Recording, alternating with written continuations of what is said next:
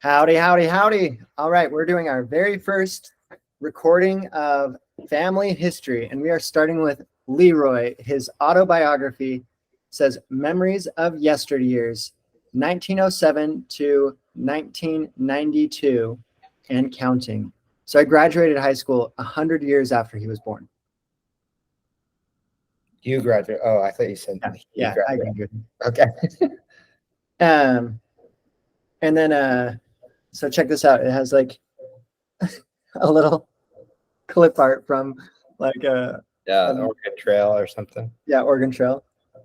And then so he put this together in December 1991, and this is a picture of him. So he's our great grandpa. Do you remember him? Were you old enough to remember him? I think he passed when you were too young. Yeah, it depends. I remember some of Grandpa's family, but I don't know if I remember him. They all look very similar to me. Yeah, they do. I remember him, and I remember his wife, Beatrice, a little bit more. But they died when I was really young. Okay. So, and this is a picture of them in 1935. Oh, also, I guess we should mention that Grandma Hansen put this together. So she's the one who actually put this like booklet together. But this is them. So that's LeRoy and Beatrice. Yeah. And like a mega rifle that they have. That's crazy. That's like, I wonder how tall he was. About 6 feet, probably. So it's like a 6.5 foot, 7 foot gun. Yeah, I wonder what type it is. We'll have to ask Grandpa about that. Okay, so and overall, what we're going to do is go through this, add commentary, and about 45 minutes, 40 minutes, and hopefully it's enjoyable. Yep. All right. Well, so like we mentioned, Grandma Hansen, Mary Jo Hansen, put this together last year, but some of these were written and like recorded a long time ago. And so LeRoy, our great grandpa, wrote, I think, all of this for probably many weeks that we'll have to cover this. But his opening thing is, in appreciation to Beatrice, a loving wife, mother, grandmother, companion, secretary, and a talent that never stops. Through our 50+ years of business, she has typed all of the bills of lading, invoices, statements, letters, and has done many more things too numerous to mention. She is a talented musician and writer and has written many songs, plays, road shows, and poems. Wow. So wait, did they own a business? He said invoices. I thought at first he was saying that their marriage, he was calling it a business, like our years of business as marriage or something. But no, if I remember right, well, we're going to learn a lot about it, but if I remember right, he owned a business for a long, long, long time. Cool. And maybe we'll hear some of these featured songs and plays and poems. Like, I'd be really interested to know what she was writing about.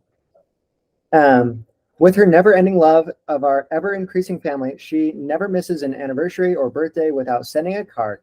Her understanding, patience, and love, to quote one of my favorite songs, has made her the wind beneath my wings. Do you want to look? Do you know what song that is? Wind beneath my wings. That's okay. To our daughters-in-law, Barbara and Mary Jo, and our son Gary, I greatly appreciate their help in preparing this record. So that's like the first intro. Yeah. So yeah, it was by Betty Midler. It looks like it was a Grammy Award winner it came out in 1988. 1988. So cool. One of his favorite songs. Yeah. All right. So, well, should we just dive into the book? Yeah.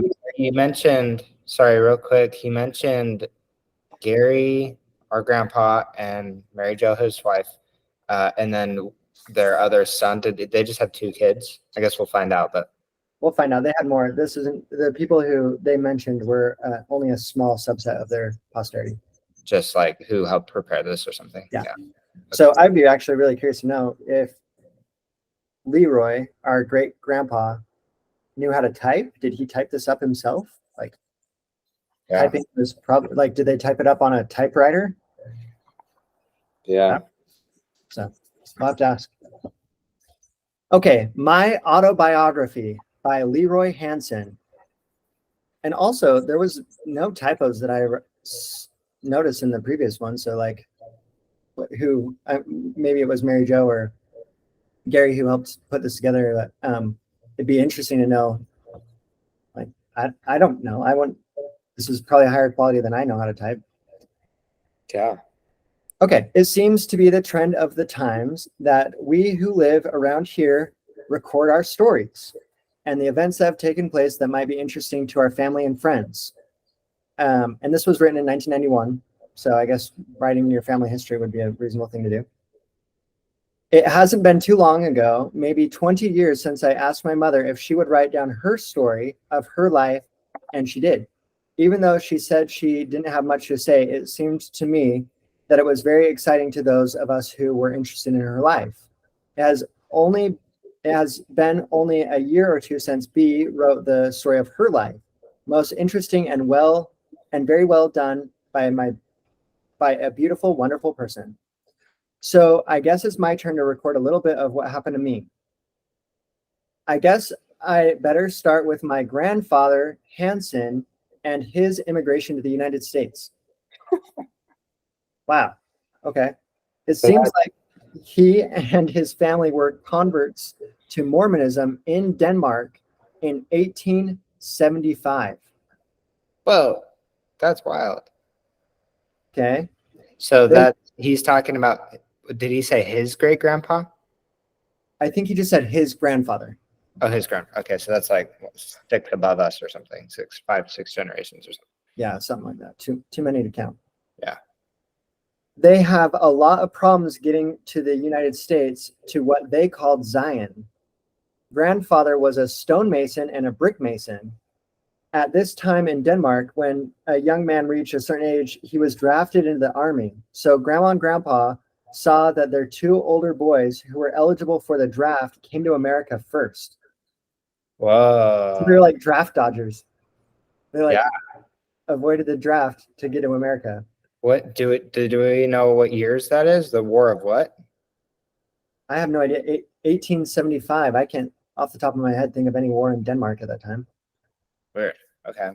Now I can't find a record of how they came or who they came, or with whom they came, or exactly when.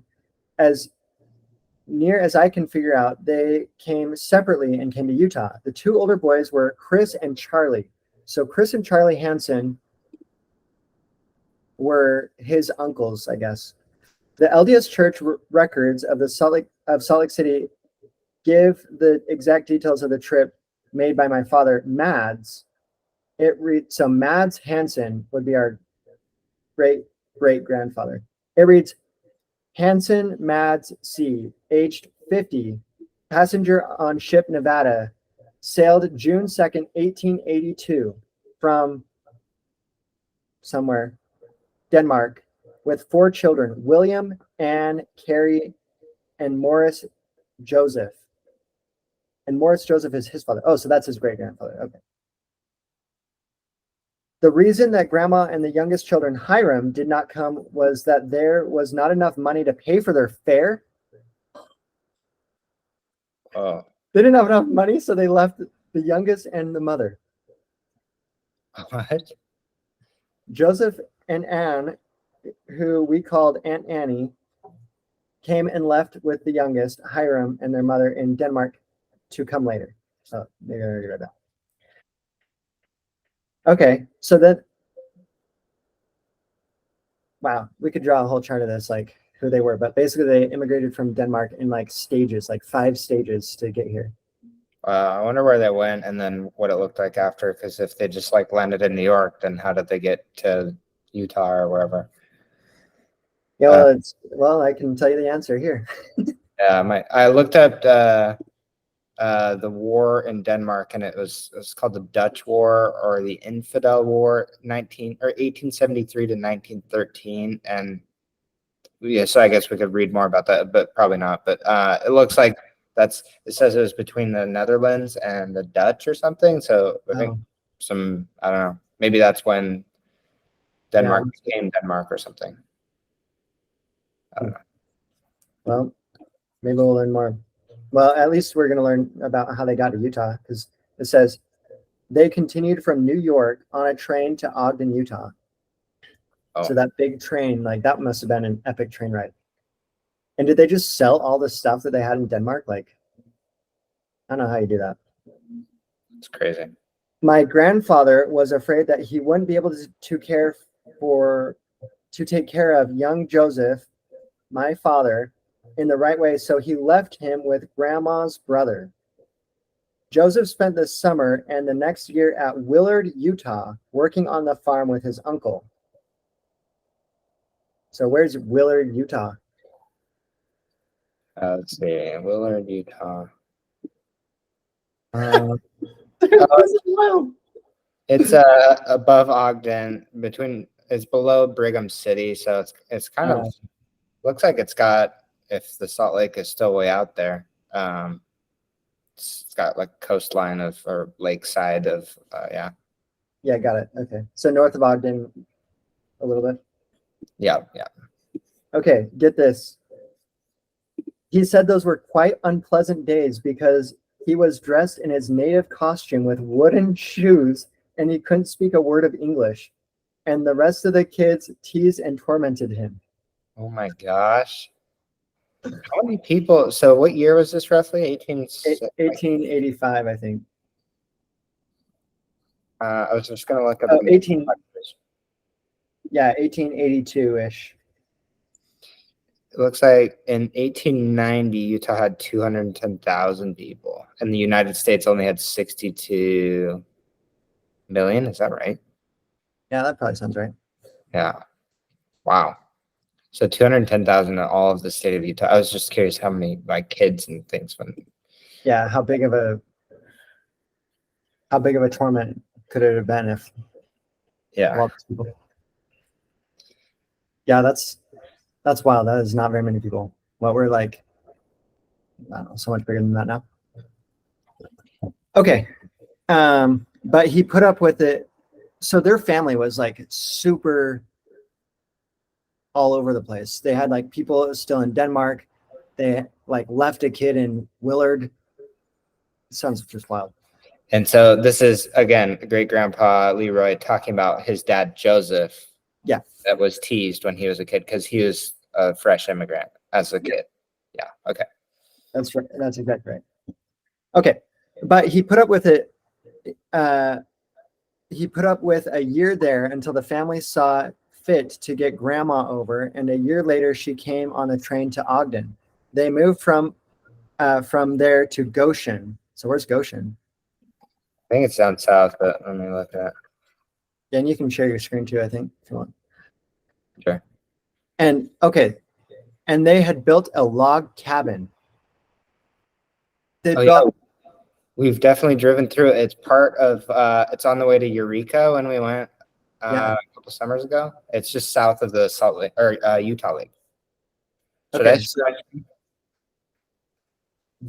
grandpa had arranged to buy a little piece of ground just west of Goshen and had built a log cabin on it. Whoa. How do you build a log cabin? There is a little log cabin that they set up housekeeping with their family of about 6 or 7 kids. Okay, so they had 6 or 7 kids in this tiny little, like probably 1-bedroom cabin. Yeah. Okay. Wow.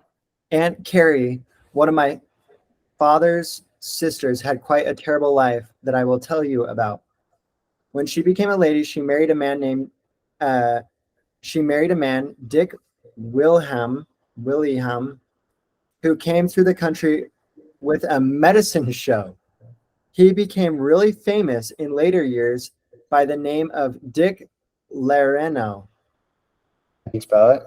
Dick, Lareno. Richard Lorena. Show look at Utah. I didn't really. I don't know. Nothing really is popping up. I'm sure I could dig, but Oh, dude. Oh, I'll have more info about him in a minute. Okay. When they had their first child, Carrie died during childbirth, and the baby died also. Oof. So Aunt Carrie died in childbirth. And so LeRoy says, I never knew her. After Carrie's death, this guy, Dick, went from Utah to Hollywood, California, and met Cecil B. DeMille, the great Hollywood producer. My Uncle Dick was the lead in Cecil B. DeMille's first full-length feature called The Squaw Man. Man. How you spell squaw? S-Q-A, sorry, S-Q-U-A-W.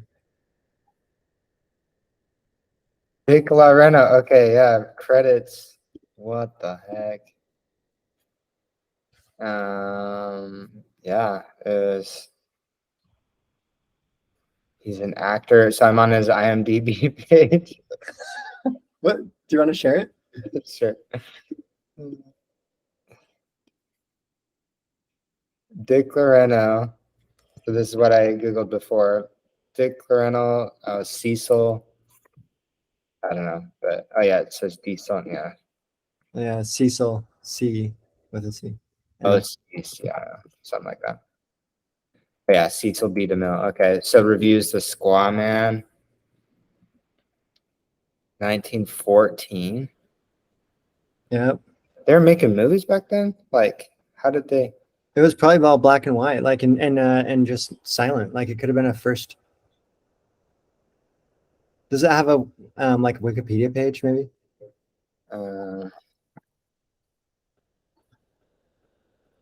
SQAW. Yeah.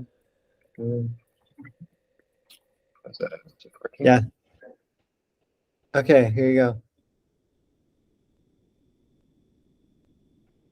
A silent Western film.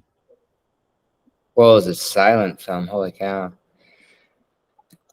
And where's Richard, good old Richard, or Dick? Not yeah. Right here, Big Bill. As Big Bill, and then he has a link. Does he have a whole page? Oh my gosh, yeah. So he lived up until like the end of World War II. He appeared in more than 80 films. Wow. So this was one of his very first. So in 1914, I guess he was in a bunch and then just kept going. Wow. Okay, so he was our like great uncle by marriage or something. By marriage, yeah. Anyway. Okay. It says, as the years went by, I saw Uncle Dick in quite a lot of the old black and white silent pictures, usually playing a bartender. He never did become much more famous after The Squaw Man. Huh. Well, back to the Hansen family. Just down the way from where the Hansens had set up their housekeeping on the main road, there lived a family by the name of Chris Christensen. Chris and Martha had 6 little girls. The one especially interesting to me was Maddie, my mother. What? Okay, so I guess it's going to explain this in a minute. It was there that Joseph and Maddie first met. They spent the early days walking back and forth to school in Goshen. They became very well acquainted, and on June 24th, 1898, they were married in Salt Lake City and County building. So that's his parents' story of how they met and how they got married. Yeah. 135 years ago or something. Yeah. Dad said that they went out to Saltaire that day and spent the day and evening. They returned to Goshen on the train the next day, where Dad had built a 2-room brick house where they set up housekeeping and started their family. They took a train from Salt Lake to Goshen. That's crazy. So, but the log cabin was already there, or is that, I can't remember. They must have built it, but it was a 2-room brick house. Wow. Dude, I wonder if that was that's still there. Like a brick house out in the desert could still be there. It could be, yeah, for sure. Okay. So out in Goshen, do you want to show on like Google Yeah, Maps? I was just looking at it again. Yeah, here. So Goshen is this little tiny town. If you go out of Santa Quinn, I think it's the one that you. Oh yeah, we definitely drove through that. Yeah, I was thinking it was this tiny town. When you come from this way, there's like one Yeah, single there, but it's yeah. yeah, Goshen Cemetery, yeah, it's pretty small. dude. But their house might still be there if we knew the address. Yeah, Like those,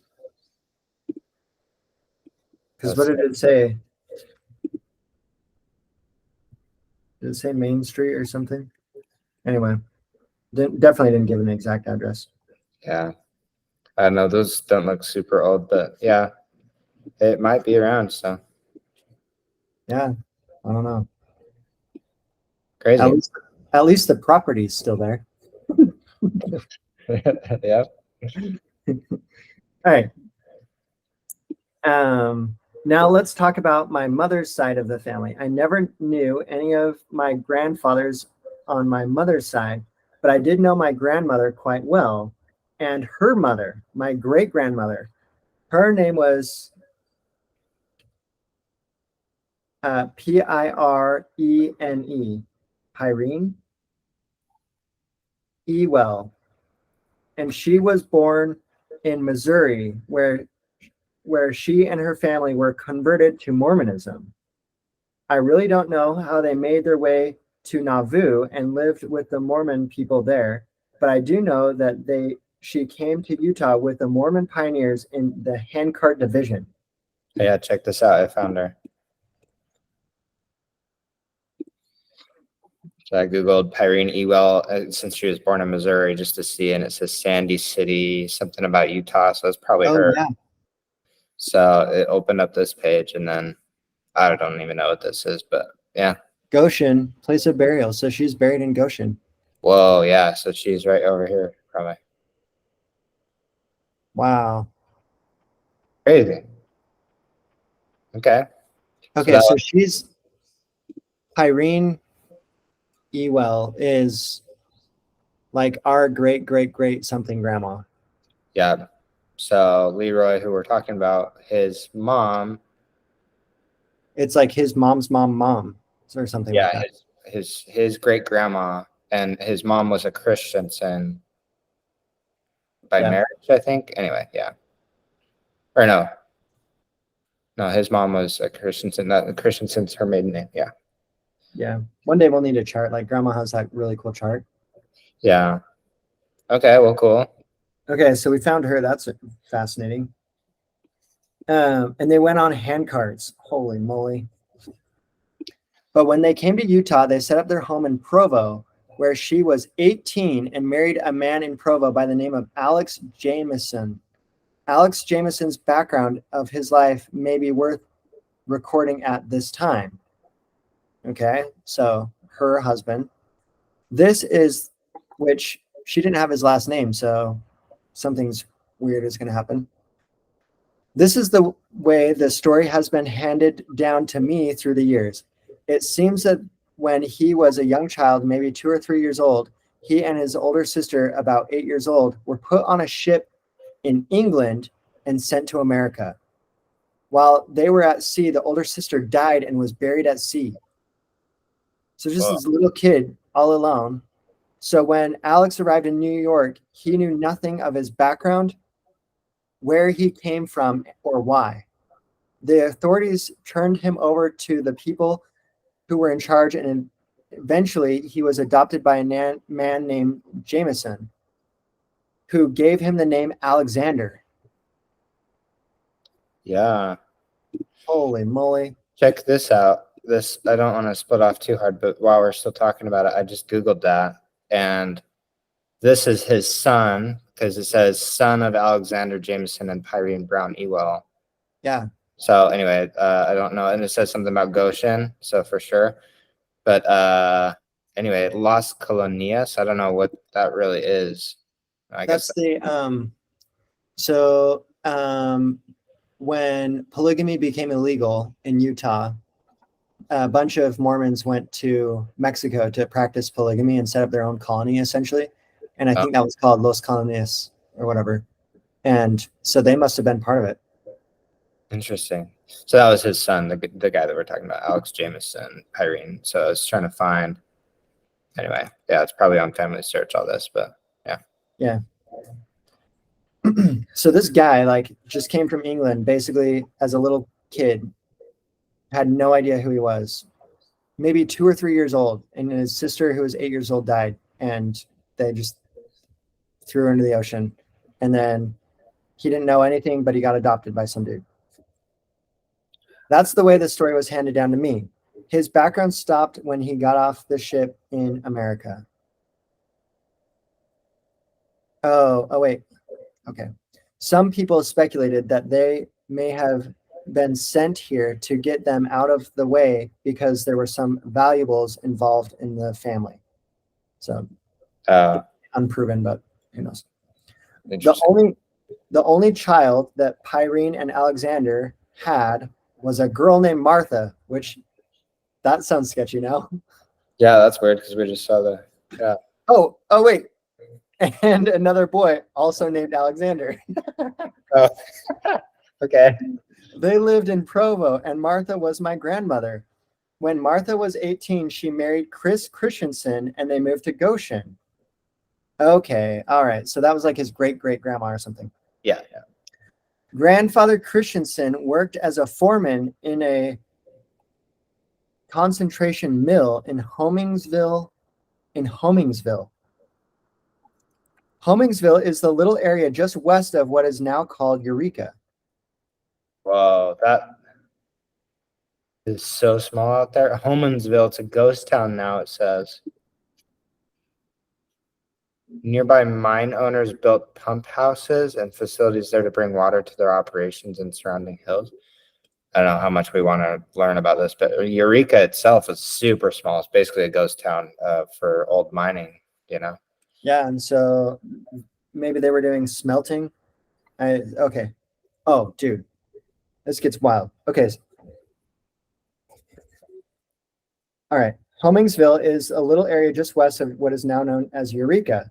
Martha and Chris had 6 little girls, and when the oldest, Maddie, my mother, was 12 years old, tragedy struck the Christensen family. Grandpa was killed at the smelter in Homingsville. Whoa. Dude, we've been out there. Like, we went out and like just messed around out in that area. Like, I had no idea we had family history out there. Yeah, it's crazy. Except for, so one correction, it looks like Homansville, unless, so he's spelling it maybe different, so it could be different, but I think it's on here. Let me share my screen again, quick again. It says it's northeast, so maybe he was getting confused or something, but Homansville. So I searched like Homingsville. Yeah.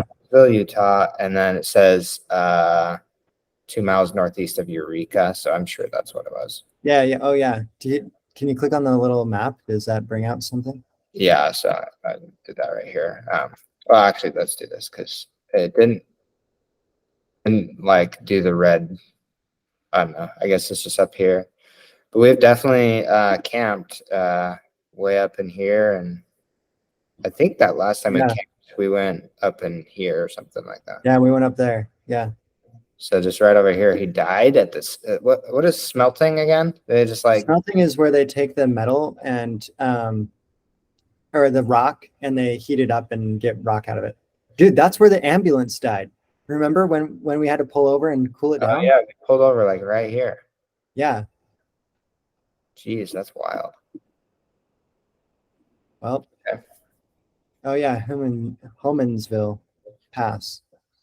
So, dude, that's pretty wild.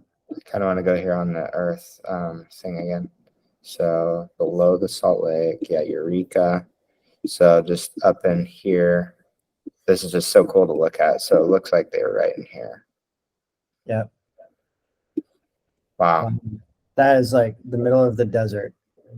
So they were digging out there for silver, probably, right? Because I think Eureka had a lot of silver mines. I think so. Okay, well, it gets better. Actually, that's not true. Great Grandma Pyrene, who was also widowed, moved in with Grandma Martha to help raise her 6 little girls.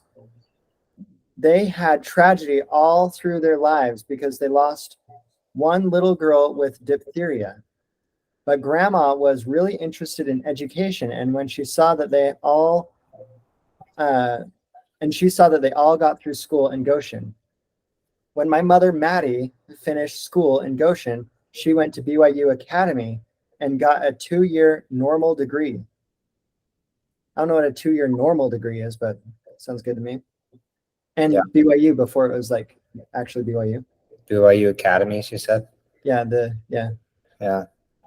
Because BYU was just like Brigham Young Academy for a long time. She returned to Goshen and taught school there for 3 years before she married Dad. It might be interesting to tell you that her salary was $40 a month. Oh my gosh. $40 a month. That is interesting for sure. It's definitely interesting. Like that's like a reasonable hourly wage. Yeah. Jeez. 80K a year. That's pretty good. Yeah. All right. What was that for $40 a month? $40 a month. If you got $40 an hour, that's around $80,000 a year. No, I'm saying what was her job? What was she doing? Oh, she was a school teacher. So she taught at that. I'm assuming the elementary school that was out there. Okay, yeah.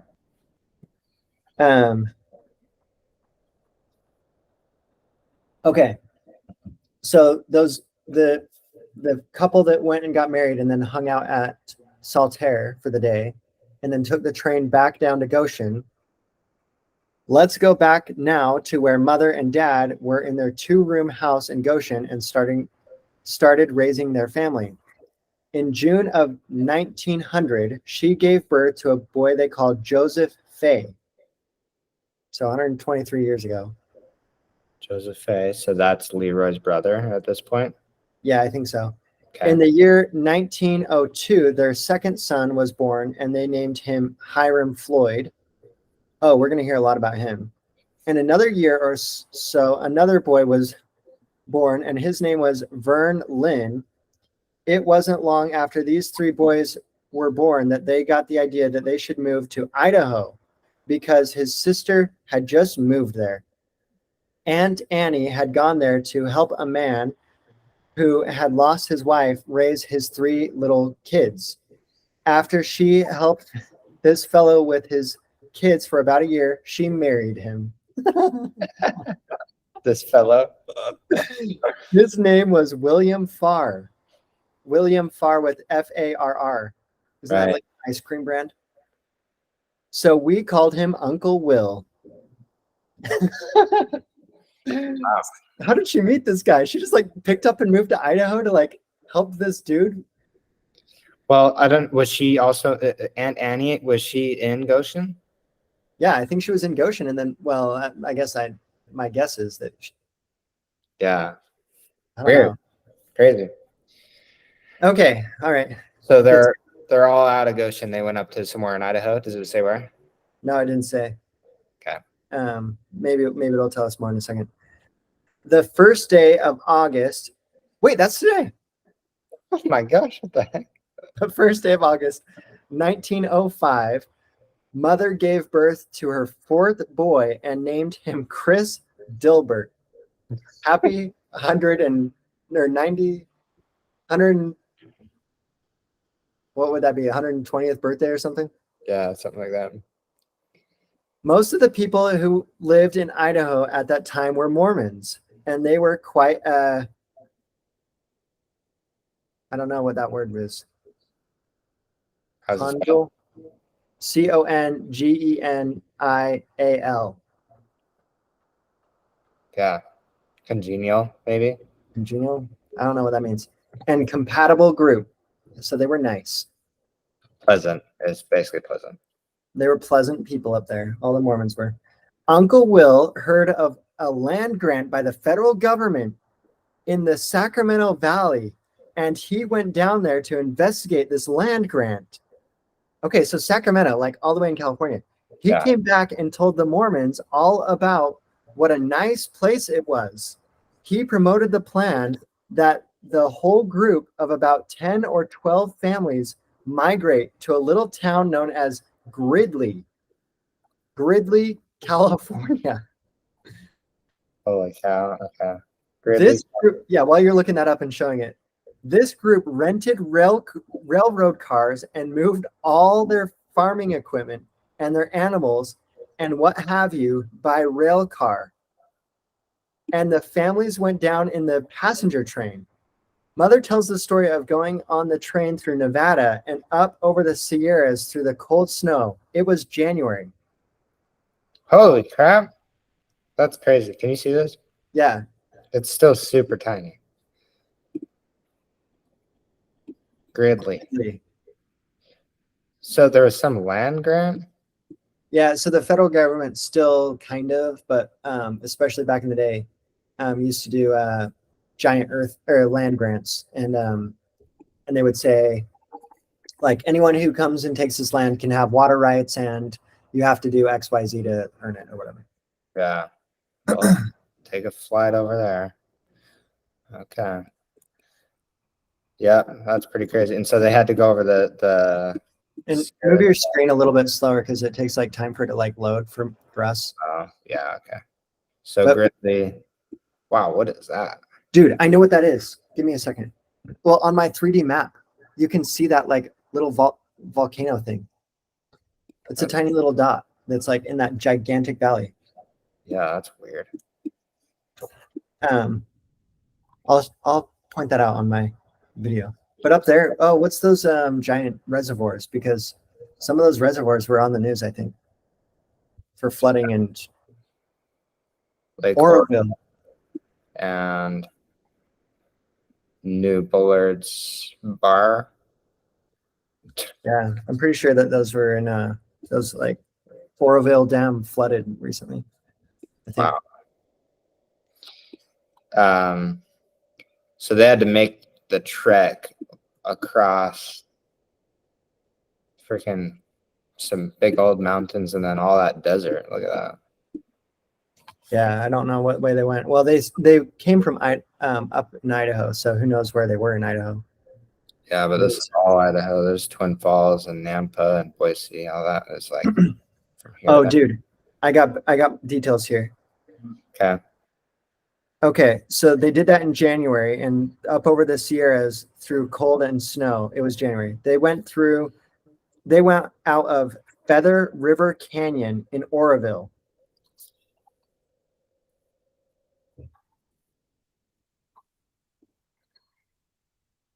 It's funny that he would put that detail in there. Like, I mean, Yeah. Okay, so it's just like one of the main canyons. Yeah, main canyon and then drops down to Gridley. Like that's pretty reasonable that you could get to Gridley right there. Yeah, yeah. And down across the Sacramento Valley into Gridley, the almonds and roses were in bloom. Mother said it seemed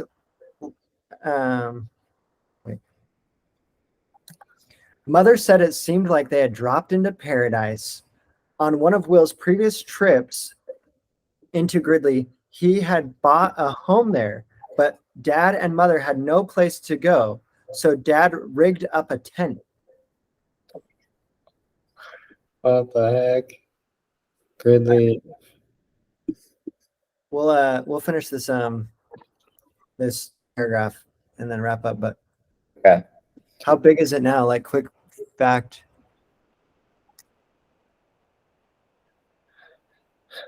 Um. 7,000 people. Yeah. Okay. He boarded up the sides of the tent borrowed from Uncle Will and moved in with his wife and 4 little boys. Well, it wasn't too long after they found out they hadn't dropped into paradise. A heavy storm had crossed the Sierras and the word came out that the Feather River was going to flood. It was going to spill over and flood the whole valley. Dad kind of laughed at this prospect of a flood, but sure enough, it came. It flooded into the tent and over the porches and lasted for 10 days. Whoa. Because yeah, look, Gridley's right here, and then it looks like it's very low elevation. It's to the bottom of the valley. So there's a river right here. Yeah. And I mean, who knows where they were, but like specifically, but it looks like this is all pretty flat and low elevation. Yeah, definitely. Wow. Okay, we'll read this next paragraph and then we'll call it good for the day. Okay. It wasn't long after that Dad got a job at a livery stable and rented a little home not too far away and moved his family into it. So Livery. What is that? Like a stable for getting livers? Derived from the obsolete sense of provender for horses. Oh, is it So like a horse stable? a stable where horses are kept? Oh, yeah. Or Okay. let out for hire. Yeah. In this little home on September 13th, 1907, I was born. Whoa, so he was born in Gridley. Yeah, so our great grandpa, LeRoy, was born in a house. And he's like the fifth kid or something, because they said they had a bunch of kids. Yeah. Wow. Okay. Oh, this next sentence is great. Mother said it was hotter than blazes. They hung wet sheets up around the doors to keep the air cool so that she could be more comfortable. Aunt Annie assisted in the birth. So they had no doctors, they had no help. She just like hoped and prayed that she wouldn't die in childbirth. Dang. That's not that long ago. Yeah, what year was he born? 1907. Holy cow. 1907, and in a little hut, essentially. Jeez. It's like Dude, okay. Well, I'll mark this spot and we'll come back to it next week. Cool. Yeah, this is fun. Yep. Man, this is crazy. This is gonna be fun. We have like 50,000 years of content probably. Yeah, for sure. So he was super Danish. Yeah, I think he was very Danish, yeah. Yeah, interesting. Well, I guess they had someone from England. Who knows where the people that were in Missouri came from? Yeah. But I think he was mostly Danish. We could pull up his chart one day and actually figure it out. Yeah. Cool. Well, Okay. time. That was great. Yep.